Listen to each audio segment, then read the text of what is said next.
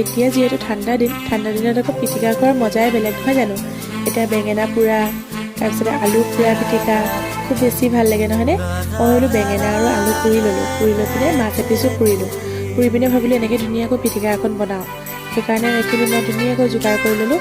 বাৰীতে আকৌ ধনিয়া আছে, আকৌ পিঁয়াজ পাত আছে, সেইখিনি মই ধুনীয়াকৈ আনিহে কাটি ল'লোঁ। কাটি লৈ পিনে ধুনীয়াকৈ পিটিকাখন বনাইছোঁ আৰু আপোনালোকক ভাবিলোঁ অকণমান দেখাই দিওঁ। আৰু আপোনালোকে পিটিকা খাই ভাল পায়নে নাপায় মোক জনাবচোন। মোৰ মতে কিন্তু পিটিকাটো বহুতে ভাল পায়, সকলোৱে ভাল পায় মানে পিটিকা খাই। আৰু মই ইমান বেছি ভাল পাওঁ নহয় বেঙেনা আৰু আলু পিটিকা, খুব মোৰ প্ৰিয় হয় জানেনে। আৰু বইল কৰি খায়ো ভাল লাগে, এনেকৈ পুৰি পিনে খায়ো ভাল লাগে। দুটাৰে সোৱাদবোৰ অলপ বেলেগ বেলেগ আৰু সেইকাৰণে বনাই থাকোঁতে ভাবিলোঁ আপোনালোককো অকণমান দেখাই দিওঁ। সেইকাৰণে এয়া পিটিকাখিনি মই ধুনীয়াকৈ বনাই ল'লোঁ। দেখি কিবা এটা ভাল লাগিছে ন, সঁচাকৈ গোন্ধটো ইমান বেছি ভাল লাগিছে ন, মোৰ ভোকেই লাগি গৈছে জানেনে।